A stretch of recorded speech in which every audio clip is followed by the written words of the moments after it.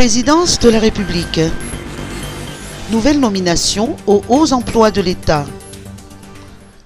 À la veille de la fin de son mandat, le président de la République, András Wiln, continue de retoucher le staff de la présidence. Le Conseil des ministres d'hier soir a entrepris plusieurs nouvelles nominations aux hauts emplois de l'État. Claude Fanouise a été nommé secrétaire général de la présidence et remplace ainsi Espérance Pélandjoui Arnaud, devenue conseillère auprès de l'ambassade de Madagascar à Paris. Patrick Razoelna, ancien ministre des Affaires étrangères, est nommé conseiller spécial en charge de la diplomatie et des relations internationales.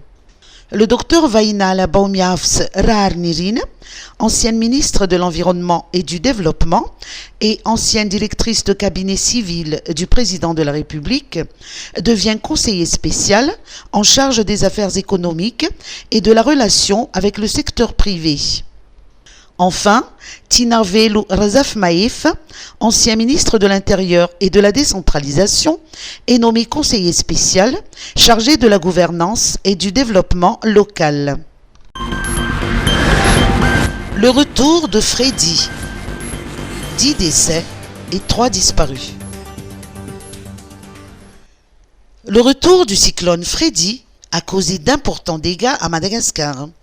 Le dernier bilan, publié par le BNGRC, fait état de 10 décès et de 3 personnes portées disparues dans les régions du littoral sud-ouest, ce qui porte à 17 le cumul des décès attribués à ce cyclone depuis son premier passage en février dernier, avant de toucher les côtes mozambicaines. Le BNGRC a également relevé 24 358 personnes déplacées, dont 16 367 sur les 34 sites d'accueil et 7 991 chez leurs proches ou voisins.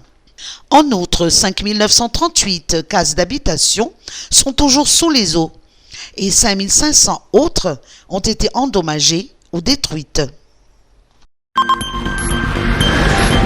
8 mars 2023, grande célébration à Mamas.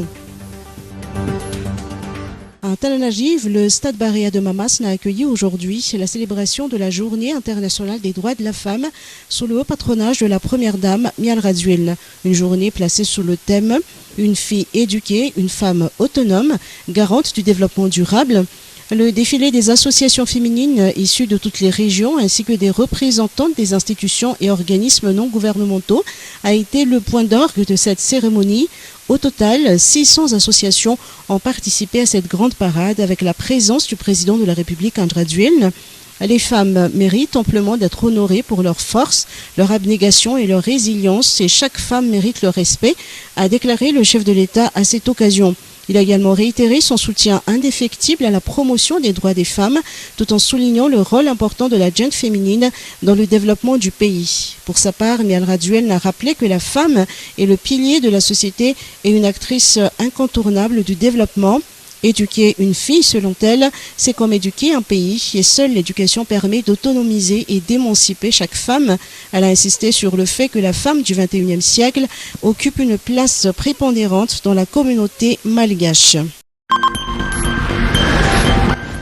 Cannes féminine à 15, du 18 au 29 mai à Madagascar.